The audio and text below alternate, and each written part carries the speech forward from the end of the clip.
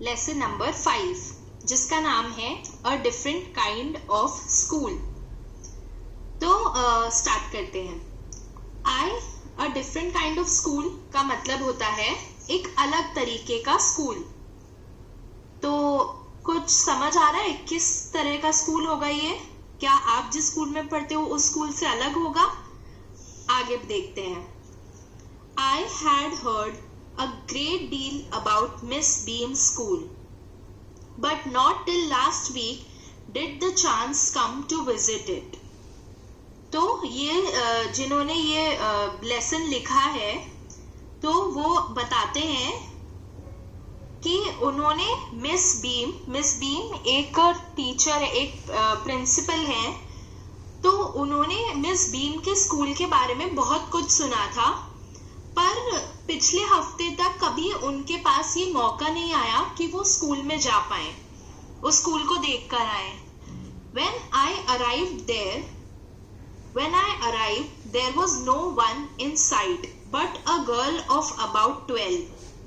Her eyes were covered with a bandage and she was being led carefully between the flower beds by a little boy who was about 4 years younger. She stopped and it looked like she asked him who had come. He seemed to be describing me to her. Then they passed on. जब मैं वहां, तो वो आगे कहते हैं कि जब मैं वहां पहुंचा तो वहां मुझे कोई भी नहीं दिखा, बस एक लड़की दिखी जो करीब 12 साल की होगी।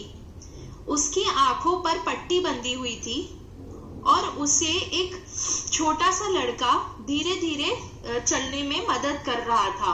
पेड़ों की, फूलों की क्यारियां लगी हुई थी, उनके बीच में से वो उसे चलने में मदद कर रहा था, रास्ता दिखा रहा था। और वो छोटा लड़का उस 12 साल की लड़की से करीब 4 साल छोटा होगा, यानी कितने साल का होगा? शायद 8 साल का। वो लड़की रुकी और ऐसा लगा जैसे उसने उस लड़के से पूछा कि कौन आया है, और फिर उस छोटे लड़के ने उस लड़की को समझाया कि मैं कैसा दिखता हूं,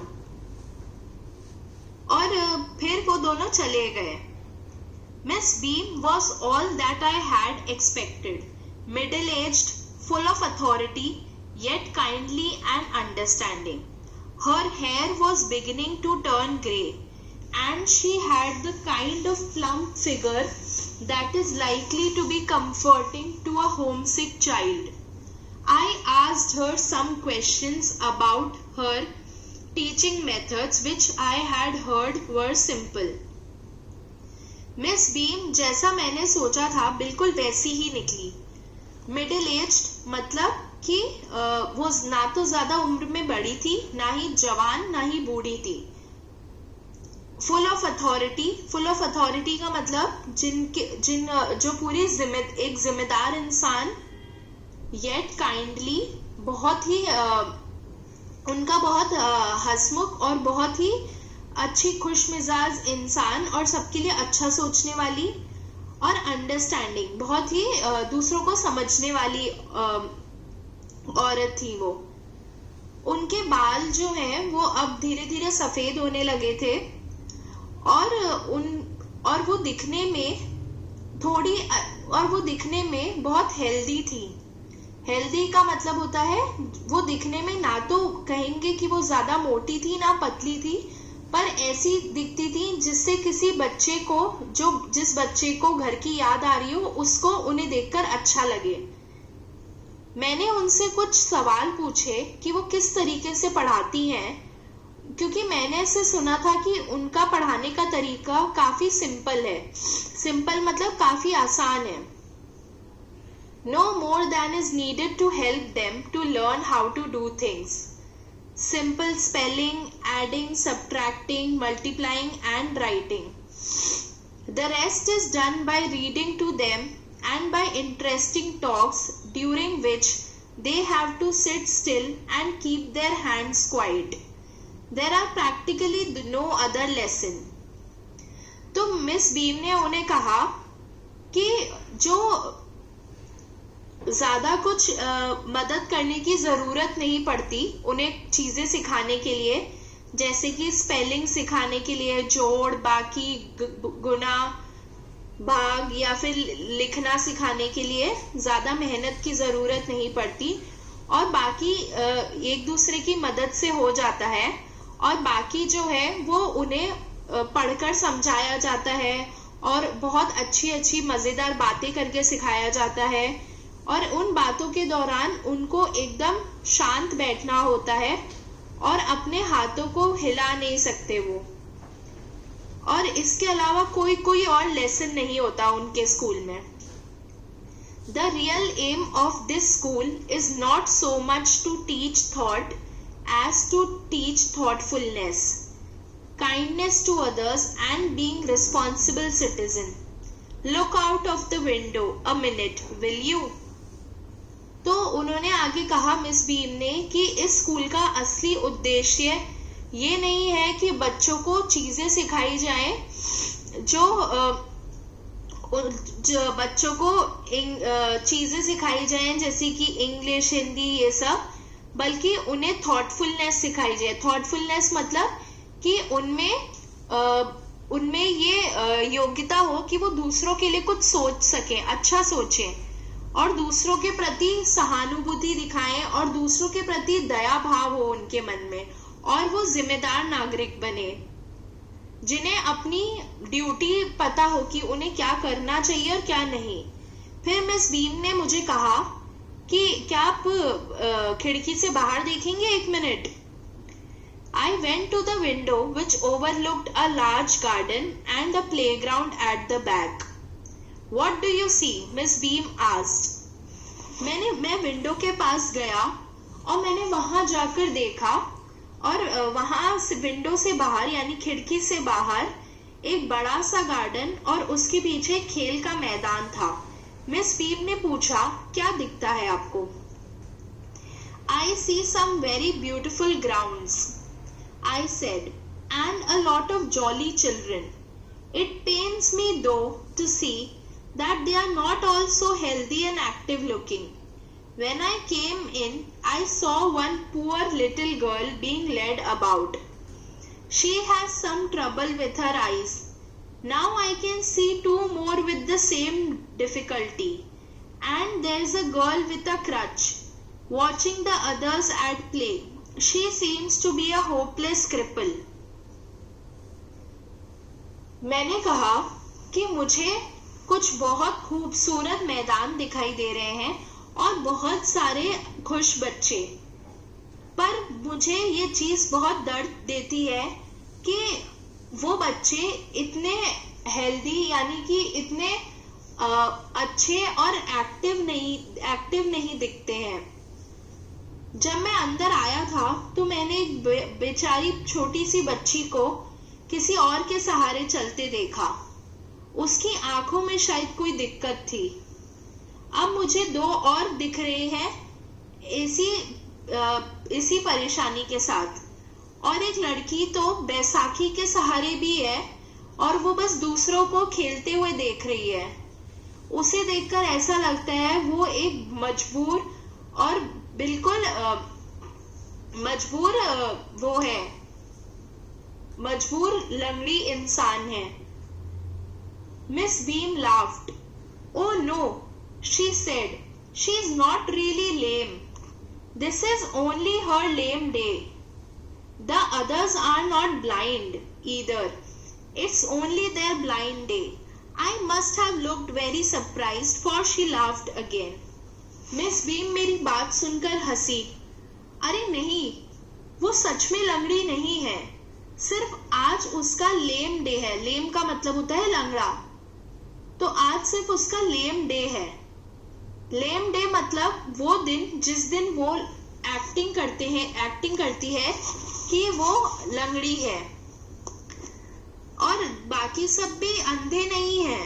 आज सिर्फ उनका ब्लाइंड डे है। ब्लाइंड डे मतलब जिस दिन वो ऐसी एक्टिंग करते हैं कि वो अंधे हैं। शायद मैं बहुत ही आश्चर्यचकित दिखाऊंगा, तभी वो फिर से हंसी। हैरान रह गया था मैं उनकी बात सुनकर।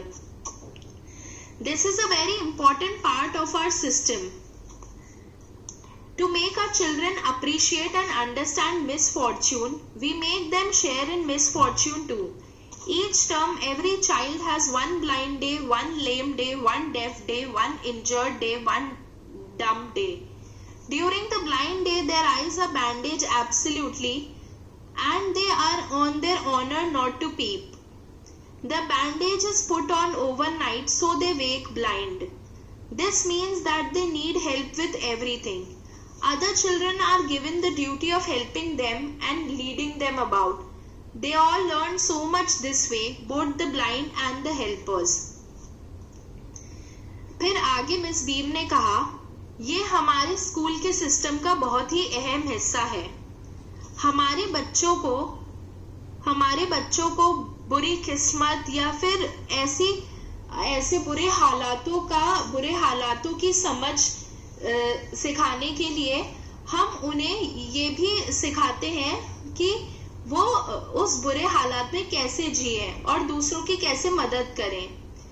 तो हर टर्म में यानी कि हर साल हर बच्चे का एक ब्लाइंड डे होता है जिस दिन वो अंधा होता है, एक लेम डे जिस दिन वो लंगड़ा होता है, एक डेफ डे जिस दिन वो बहरा होता है, एक इंजर्ड डे जिस दिन वो उसके कहीं ना कहीं लगी हुई होती है, वो जख्मी होता है, एंड वन डम डे जिस दिन वो बोल नहीं सकता.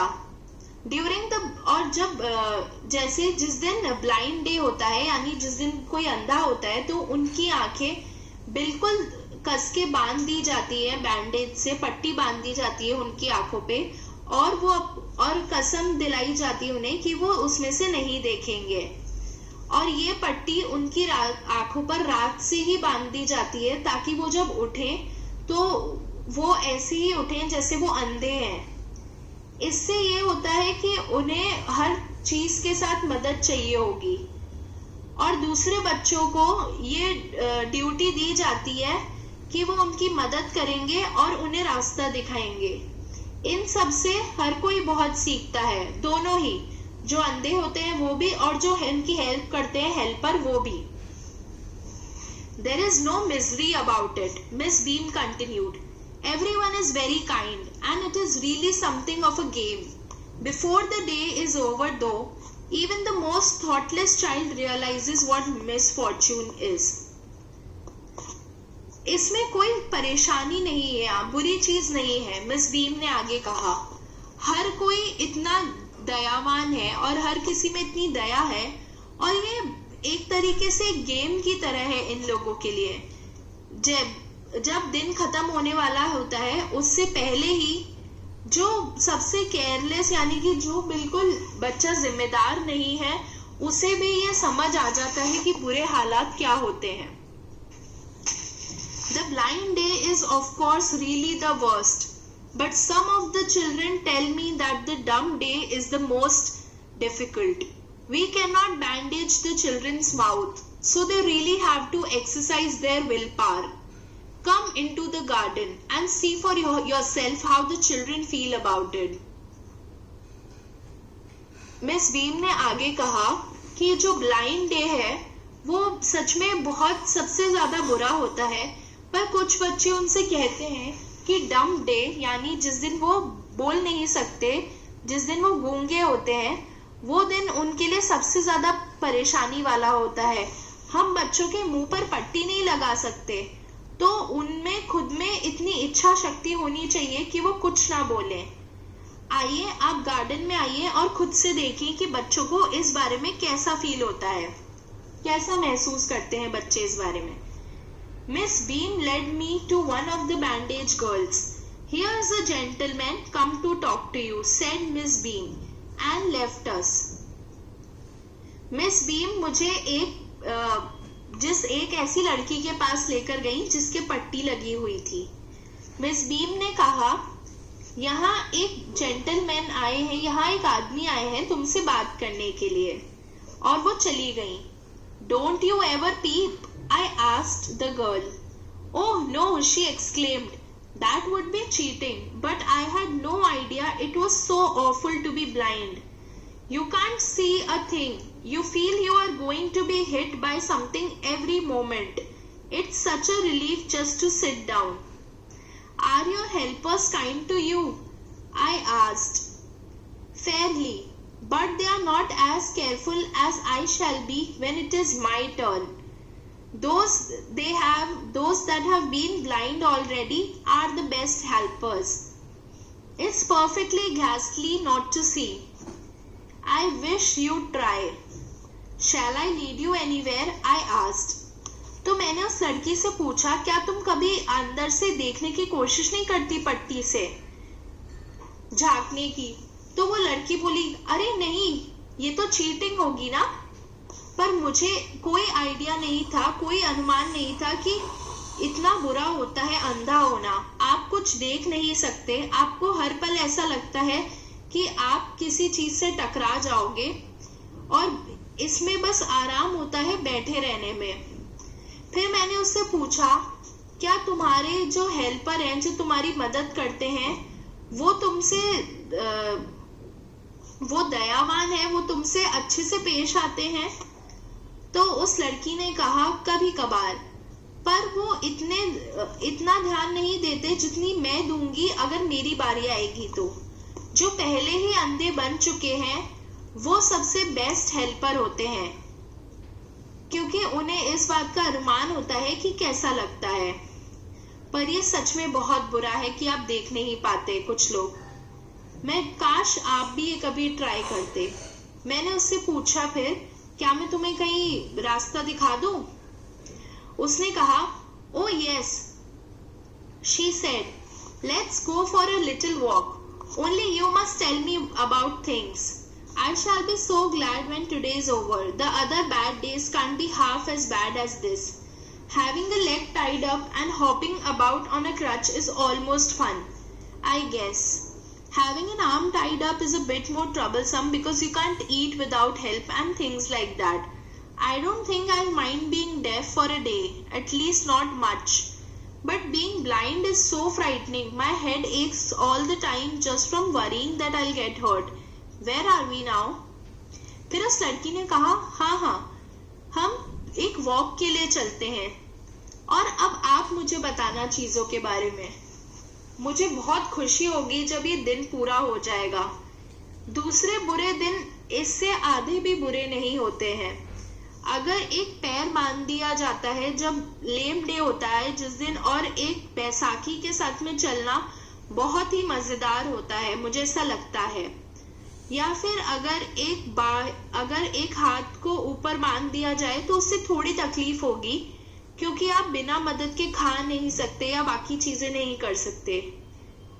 और मुझे नहीं लगता कि मुझे कोई परेशानी होगी बहरा होने में एक दिन के लिए, कम एटलीस्ट ज्यादा नहीं होगी। पर अंधा होना इतना डरावना है। मेरा सिर पूरे टाइम दर्द होता रहता है इसी बात को सोच के कि अगर मुझे लग गई तो। वैसे हम अभी कहाँ हैं? In the playground, I said. We are walking towards the house. Miss Beam is walking up and down the garden with a tall girl. हम प्लेग्राउंड में हैं, मैंने कहा। हम घर की तरफ जा रहे हैं। मिस बीम ऊपर नीचे वॉक कर रही हैं गार्डन में एक लंबी लड़की के साथ। What is the girl wearing? My little friend asked. A blue cotton skirt and a pink blouse. I think it's Millie, she said. What color is her hair? Very light. I said, yes, that's Millie. She's the head girl. There is an old man tying up roses. Yes, that's Peter. He is the gardener. He is 100 of years old. And here comes a girl with curly red hair. She is on crutches. That's Anita, she said. और फिर मेरी छोटी सी दोस्त ने, उस लड़की ने पूछा कि उस लड़की ने क्या पहना है। मैंने कहा, एक नीली कॉटन की स्कर्ट पहनी है और ऊपर एक गुलाबी शर्ट पहना है।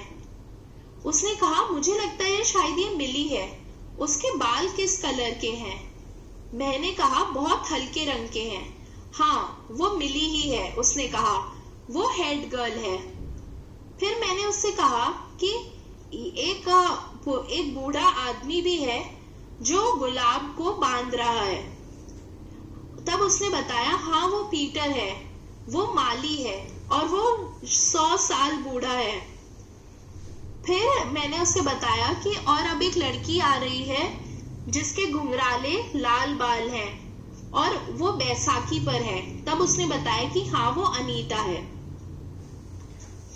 And so we walked on. Gradually I discovered that I was 10 times more thoughtful than I ever thought I could be. I also realized that if I had to describe people and things to someone else, it made them more interesting to me. When I finally had to leave, I told Miss Beam that I was very sorry to go. Ah, she replied, then there is something in my system after all. और हम चलते गए और समय के साथ धीरे धीरे मुझे ये समझ आया कि मैं 10 गुना ज्यादा सोचता हूँ। अगर मैं आम तौर पर जितना सोच पाता हूँ लोगों के लिए, उससे 10 गुना ज्यादा सोचा आज मैंने। और मुझे ये भी समझ आया कि अगर मुझे किसी और को समझाना पड़ेगा, लोगों को, अगर मुझे किसी चीज को के बारे में या किसी इंसान के बारे में किसी और को समझाना पड़े, तो वो चीज मेरे लिए और ज्यादा मजेदार हो जाती है। जब मुझे आखिर में जाना था तो मैंने मिस बीम से कहा कि मुझे माफी चाहिए, कि मैं माफी मांगता हूँ कि मुझे जाना पड़ेगा। तब मिस बीम ने कहा, तब सच में मेरे सिस्टम में कुछ ना कुछ है जिसकी वजह से आप जाना नहीं चाहते। तो कैसा लगा आपको ये लेसन? अब क्वेश्चन आंसर पढ़ते हैं। Put these sentences from the story in the right order and write them out in a paragraph. तो ये सेंटेंसेस हैं ऊपर लिखी गई कहानी से, ये उल्टे सीधे ऑर्डर में हैं, उल्टे सीधे क्रम में हैं। तो हमको इनको सही क्रम में लाना है, लाइन वाइज, कि कब कौन सी चीज पहले हुई। तो पहली लाइन है, I shall be so glad when today is over. Having a leg tied up and hopping about on a crutch is almost fun, I guess. I don't think I'll mind being deaf for a day, at least not much. But being blind is so frightening. Only you must tell me about things. Let's go for a little walk. The other bad days can't be half as bad as this. तो अभी अभी हमने ऊपर पढ़ा, ये तब है जब वो लड़की उनसे कहती है, जो ऑथर है उनसे, कि let's go for a little walk. तो पहली लाइन है let's go for a little walk, फिर अगली लाइन है only you must tell me about things, only you must tell me about things. फिर तीसरी लाइन है I shall be so glad when today is over. फिर अगली line है the other bad days can't be half as bad as this. फिर उसकी अगली line है having a leg tied up and hopping about on a crutch is almost fun, I guess. फिर उसकी अगली लाइन है having an arm tied up is a bit more. फिर having a leg tied up and hopping about on a crutch is almost fun के बाद में है अगली line I don't think I will mind being deaf for a day, at least not much. और last line है, आखिरी line है but being blind is so frightening. ठीक है, समझ आया आपको? अब करते हैं अगला क्वेश्चन। तो आपको ये इन सवालों के जवाब देने हैं। पहला है why do you think the writer visited miss beam school? आपको क्या लगता है कि इस लेखक ने मिस बीम के स्कूल को क्यों विजिट किया, क्यों गए वो वहां? तो इसका जवाब आपको पहले पैराग्राफ में मिलेगा कि उन्होंने बहुत कुछ सुना था मिस बीम के स्कूल के बारे में, इसलिए वो तब से वहां जाना चाहते थे। फिर अगला है what was the game that every child in the school had to play? ऐसा कौन सा खेल था जो स्कूल में हर बच्चे को खेलना होता है? इस स्कूल में, इस बीम के स्कूल में हर बच्चे को खेलना होता था। तो इसका जवाब आपको 9th पैराग्राफ में मिलेगा। तो जैसा हमने पढ़ा कि इनका गेम ये था मिस बीम के स्कूल में कि हर टर्म में एक दिन हर टर्म में एक दिन हर बच्चे के लिए ब्लाइंड डे होता है, एक दिन डेफ डे, एक दिन डम्ब डे, एक दिन लेम डे और एक दिन इंजर्ड डे। फिर अगला क्वेश्चन है, each term every child has one blind day, one lame day. Complete the line, which day was the hardest, why was it the hardest. तो हर टर्म में क्वेश्चन ये कह रहा है कि हर टर्म में हर बच्चे का एक ब्लाइंड डे होता है, एक लेम डे होता है, और अब हमें इस लाइन को कंप्लीट करना है। तो लेम डे के आगे कौन सा आएगा? लेम डे के बाद में आएगा इंजर्ड डे, डेफ डे और डम्ब डे, 3 दिन और। तो इनमें से सबसे मुश्किल दिन कौन सा होता है? Dumb day. और ये सबसे मुश्किल दिन क्यों है? क्योंकि इस दिन बच्चों के मुंह पे पट्टी भी नहीं बांध सकते, तो बच्चों को अपनी इच्छा शक्ति का इस्तेमाल करके अपना मुंह बंद रखना होता था पूरे दिन। फिर है कि what was the purpose of these special days. तो इन स्पेशल दिनों का, इन खास दिनों का क्या उद्देश्य था कि ये खास दिन क्यों होते हैं? तो जैसा मिस बीम ने कहा कि उनके स्कूल का उद्देश्य ये नहीं है कि हर बच्चे को ये सिखाया जाए कि उसे क्या सोचना है, बल्कि ये सिखाना है कि किस तरीके से सोचना है, लोगों के लिए दयावान कैसे होना है और एक जिम्मेदार नागरिक कैसे बनना है। और मिस बीम ने जैसे ये भी बताया कि हमारा उद्देश्य ये है कि बच्चे बुरे हालातों को, बुरी किस्मत को समझें और उन्हें उनमें रहने की आदत भी हो, और वो दूसरों को उसमें मदद करना भी सीखे। तो अब हम करेंगे अगला question, match the words and phrases with their meanings. तो हमें मैच करने इन वर्ड्स को जो नीचे दिए गए बॉक्स है उसमें से। तो है होम सिक, पहला है होम सिक। होम सिक का मतलब होता है जिसे घर जाने की लगी रहे, जिसे घर की बहुत याद आए। तो इसका होगा wanting to be home, wanting to be home. फिर दूसरा है प्रैक्टिकली। प्रैक्टिकली का मतलब होता है जो उस तरीके से किया गया हो। प्रैक्टिकली का मतलब होता है जिस तरीके से होना होता है। तो इसका होगा ऑलमोस्ट, ALMOST, ऑलमोस्ट। फिर है इट पेन्स मी, इसका होगा मतलब मुझे इस बात से दुख होता है, दर्द होता है, और इसका होगा जैसे मुझे दुख होता है या दर्द होता है, इट हर्ट्स मी।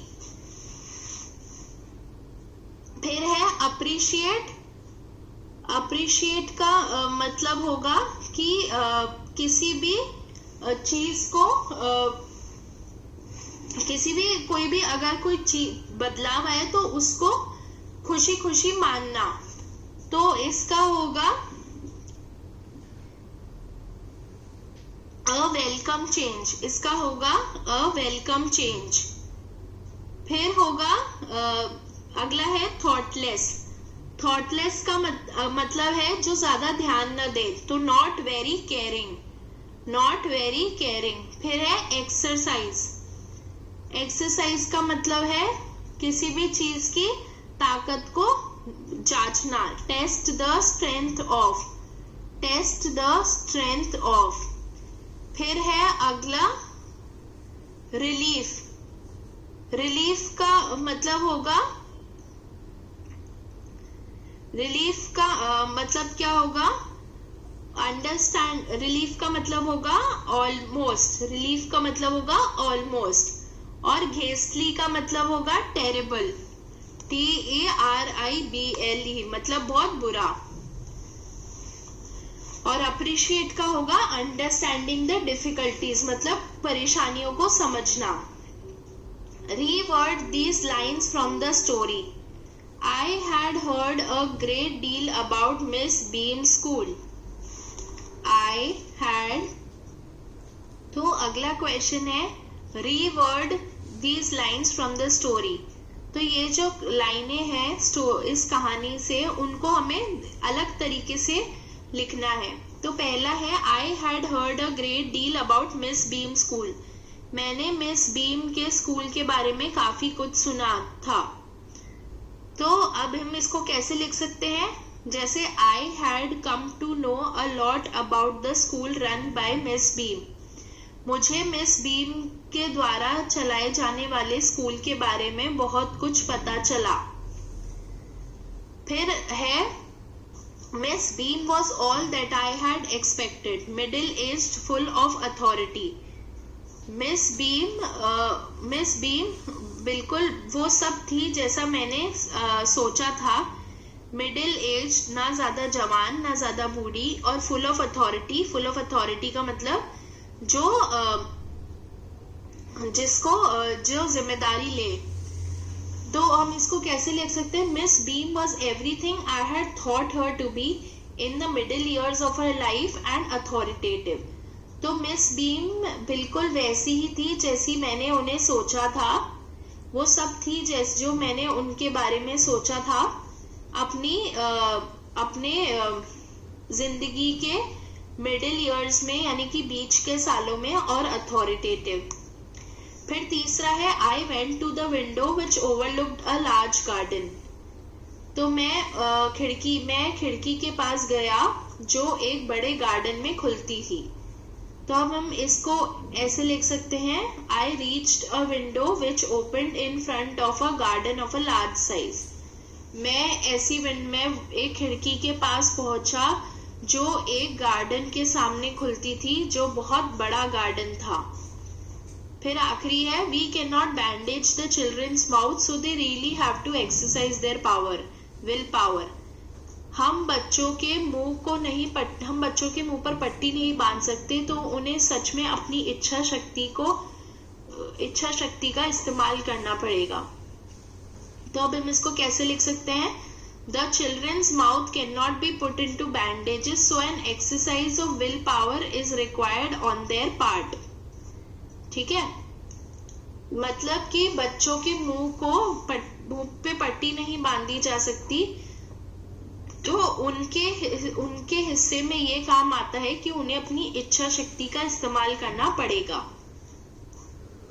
अब अगला है, नीचे एक डिक्शनरी का पेज दिया हुआ है शब्दकोश का।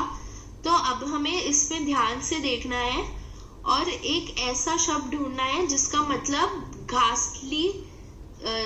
घासली के जैसा होता है। घासली का मतलब होता है बहुत बुरा, टेरिबल, जैसा हमने देखा। और टेरिबल, तो अब हम इसमें ढूंढते हैं कि टेरिबल कहाँ है। ठीक है, तो ये रहा टेरिबल, ऊपर से 7वें नंबर पर TERIBLE। और इसके दो अर्थ क्या है, कॉजिंग फियर। पहला है कॉजिंग फियर मतलब डरावना, और दूसरा है वेरी बैड मतलब बहुत बुरा। फिर दूसरा है, हमें find the word meaning a part of the school year.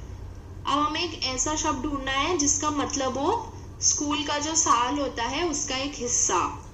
तो ये होगा टर्म, TERM, पहला जो शब्द है टर्म। और इसमें लिखा हुआ है दूसरे नंबर पे, इसका अर्थ यही है, a part of the school year. फिर तीसरा है find a word that means examination. तो हमें एक ऐसा शब्द ढूंढना है जिसका मतलब हो एग्जाम। तो एग्जाम क्या होते हैं, जैसे होता है टेस्ट। तो अगला देखोगे आप टर्म के इधर ही राइट में टेस्ट मतलब एग्जामिनेशन। अब हमें अगला क्वेश्चन है, अब हमें लिस्ट बनानी है इस डिक्शनरी वाले पेज पर जो भी शब्द दिए हुए हैं जो TERR से शुरू होते हो। तो अब हम देखते हैं TERR से कौन से शब्द शुरू होते हैं। पहला होगा टेरेस, TERACE, टेरेस। टेरेस का मतलब होता है छत। फिर दूसरा होगा टेरिबल, टेरिबल का मतलब अभी हमने देखा। तीसरा होगा टेरिफाई, टेरिफाई का मतलब होता है डर से भर देना, TERRIFE। फिर है टेरर, TERROR, टेरर का मतलब बहुत बड़ा डर। फिर है टेरिटरी, TERRITORY, टेरिटरी का मतलब जो इलाका, टेरिटरी का मतलब होता है इलाका। ठीक है, तो ये 1 2 3, 4, 5 शब्द जो TERR से शुरू होते हैं। अब हमें ऐसे 5 शब्द ढूंढने हैं। अब ऐसे 5 शब्दों की लिस्ट बनानी है जो THAT के बाद आए। तो THAT के बाद आएंगे तो ये आप अपनी डिक्शनरी में देखो। फिर अगला है, अब हमें थैंक जो शब्द है THANK, उसका आपको क्या लगता है थैंक का मतलब क्या होता है, धन्यवाद का मतलब क्या होता है, तो वो आप लिखो। फिर आप देखते हैं डिक्शनरी में क्या मतलब दिया हुआ है। डिक्शनरी में थैंक का मतलब होता है to say we are grateful to someone, मतलब किसी से ये कहना कि हम उनके शुक्रगुजार हैं। ठीक है, अब हम पढ़ेंगे एक poem, All but blind in his chambered hole gropes for worms the four-clawed mole. All but blind in the evening sky that hooded bat,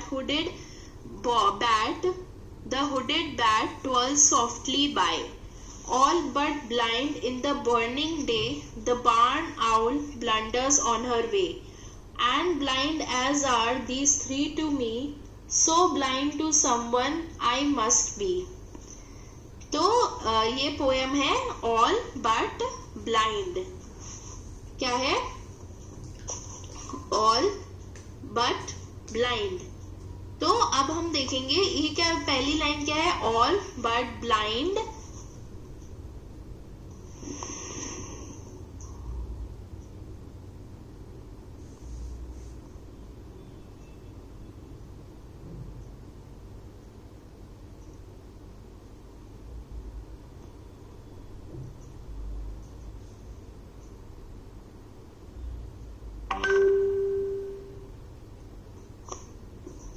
All but blind in his chambered hole gropes for worms the four-clawed mole। तो मतलब कि सब कुछ है पर अंधा है अपने किसमें, अपने चैम्बर वाले होल में, यानी कि चैम्बर वाली छेद वाली जगह में, अपने बिल में। कौन? जो उनको वर्म्स को यानी कि केचुए को ढूंढता रहता है। कौन? जिसके 4 पंजे वाले मोल मतलब एक जानवर होता है जो केचुए को खाता है। फिर है सब कुछ है पर अंधा है, शाम के समय में वो बैट यानी चमगादड़ जो एकदम धीरे घूमता है तेजी से और बहुत ही आसानी से घूमता है। और फिर तीसरा है सब कुछ है पर अंधा है, दिन में, जलते हुए दिन में जो उल्लू है वो अपने ही रास्ते पर देख नहीं पाता। तो उल्लू दिन में देख नहीं पाता ना, तो वो अपने ही रास्तों पर कुछ ना कुछ गलती करते चलता है। और ये तीनों जैसे अंधे हैं मेरे लिए, वैसे ही मैं भी किसी के लिए अंधा होऊंगा। तो ये थी हमारी पोएम। अब आपको क्या करना है, अब आपको एक लिस्ट बनानी उन चीजों की जो आपके लिए मुश्किल है करना, जैसे कि गुलाटी मारना या एक सुई पिरोना। तो आप ऐसी चीजों की लिस्ट बनाओ। अब आप दूसरा क्वेश्चन ये है कि अब अपने हाथों को ध्यान से देखो। अब अपनी हर एक उंगली के लिए एक एक्शन लिखो जो आपको लगता है कि उस उंगली से करना इम्पोर्टेंट होता है। जैसे कि जो हमारी दूसरी उंगली होती है उससे हम एक चाकू को ढंग से पकड़ सकते हैं कुछ काटते समय। अब मैं आपसे 2 सवाल पूछूंगी जिनसे आप अपना देश जान सकते हैं। तो पहला है कि आंध्र प्रदेश जो राज्य है उसके बॉर्डर पे कौन कौन से राज्य हैं, और दूसरा ये कि भारत का सबसे बड़ा आइलैंड कौन सा है।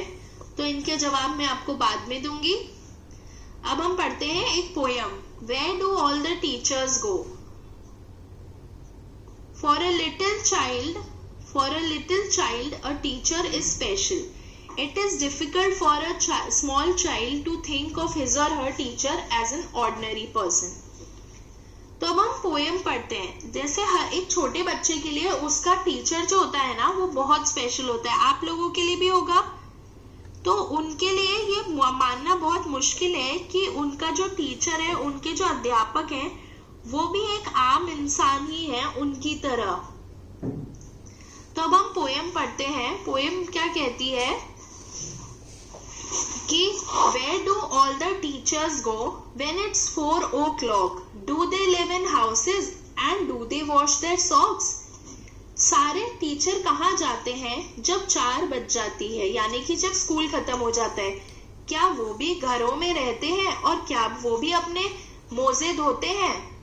Do they wear pajamas and do they watch TV and do they pick their noses the same as you and me?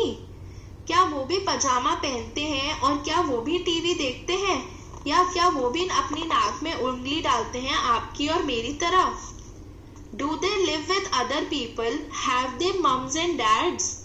And were they ever children? And were they ever bad? क्या वो भी दूसरे लोगों के साथ रहते हैं? क्या उनके भी मम्मी पापा हैं? या क्या कभी वो भी बच्चे थे या कभी वो भी बुरे थे? Did they ever never spell right? Did they ever make mistakes? Were they punished in the corner if they pinched the chocolate flakes? क्या उन्होंने भी कभी कोई स्पेलिंग की गलती की, या क्या उन्होंने कभी भी कोई गलती की? क्या उन्हें भी एक कॉर्नर में पनिश किया गया या सजा दी गई उन्हें एक कोने में खड़ी रहने की अगर उन्होंने टॉफी खाई तो? Did they ever lose their hymn books? Did they ever leave their greens? Did they scribble on the desktops? Did they wear old dirty jeans? क्या उन्होंने भी कभी अपनी गानों की किताब खोई, अपनी प्रार्थना की किताब खोई? क्या वो भी कभी सब्जियां छोड़ देते थे? क्या उन्होंने भी कभी टेबल के ऊपर लिखा कुछ भी, पेन से निशान बनाए, या कभी उन्होंने भी गंदी पुरानी जीन्स पहनी? I'll follow one back home today. I'll find out what they do. Then I'll put it in a poem that they can read to you. तो आखिर में ये कवि कहते हैं, पोएट कहते हैं कि आज मैं एक टीचर के पीछे जाऊंगा आज उनके घर तक और पता करूंगा कि वो क्या करते हैं. फिर मैं उन्हें एक पोएम में लिखूंगा ताकि वो आप लोग पढ़ सकें. तो देखा आपने कितनी मजेदार पोएम थी ये. अब क्वेश्चन देखते हैं. Why does the poet want to know where the teachers go at 4 o'clock? पहला सवाल ये है कि उस कवि को ये क्यों जानना है कि सारे टीचर कहाँ जाते हैं जब 4 बज जाती है. ठीक है, तो क्या कहते हैं कवि को ये क्यों जानना है कि सारे टीचर कहाँ जाते हैं. तो द पोएट वांट्स, तो इसका जवाब ये होगा, the poet wants to know where the teachers go at 4 o'clock because that was the time when the school got over. He watches the teachers till the time they are in the school.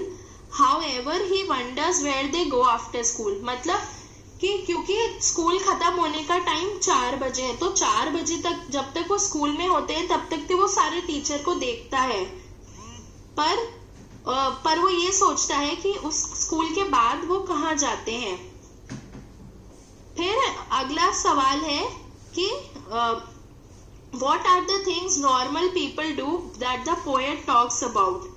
तो वो पूछता है कि ऐसी क्या चीजें हैं जो नॉर्मल लोग जिनके बारे में जो नॉर्मल लोग करते हैं आपके और मेरे जैसे, जो पोएट बात करता है.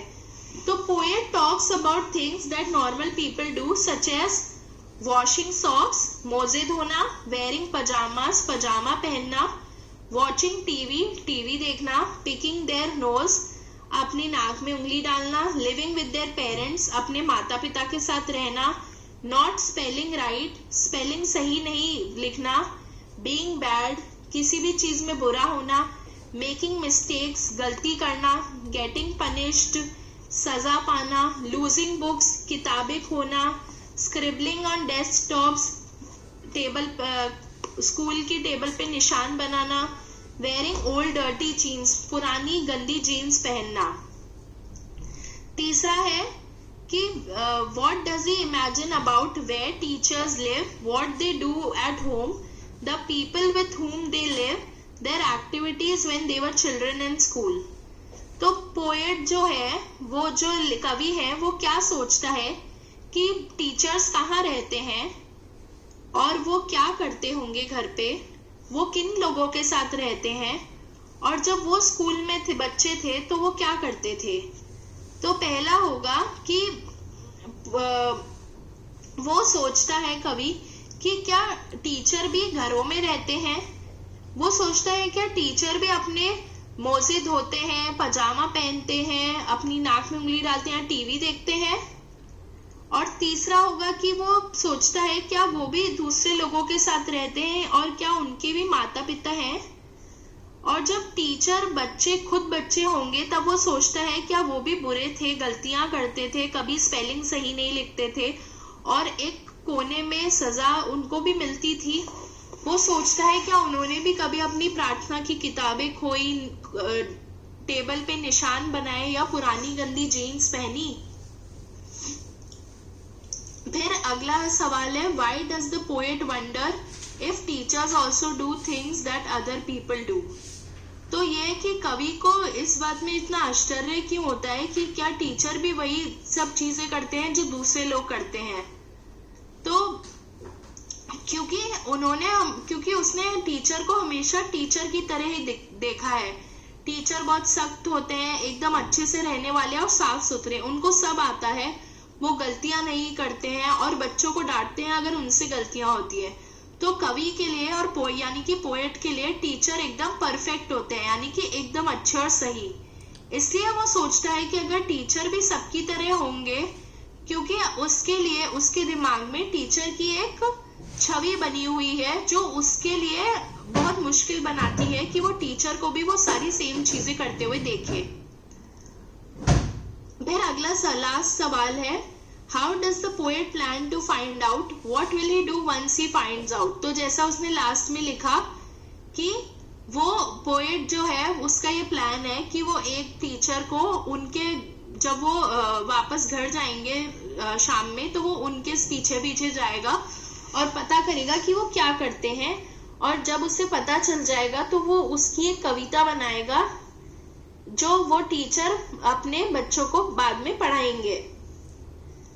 अगला सवाल है what do you think these phrases from the poem mean, punished in the corner, leave their greens. आपको क्या लगता है इनका क्या मतलब है। Punished in the corner, punished in the corner का मतलब होता है कि जब आपको बोलते हैं ना, जब टीचर सजा देता है कि क्लास के कोने में जाके खड़े हो जाओ किसी भी गलती पे, तो उसको बोलते हैं पनिश्ड इन द कॉर्नर। फिर है लीव देयर ग्रीन्स, मतलब कि जैसे ही होता है ना, जैसे हम स्कूल के मैदान में खेलते रहते हैं और जैसे ही घंटी बजती है अगली क्लास की तो हमें भागना पड़ता है क्लास में, उसका मतलब होता है लीव देयर ग्रीन्स। तो ये खत्म होता है हमारा लेसन नंबर 5।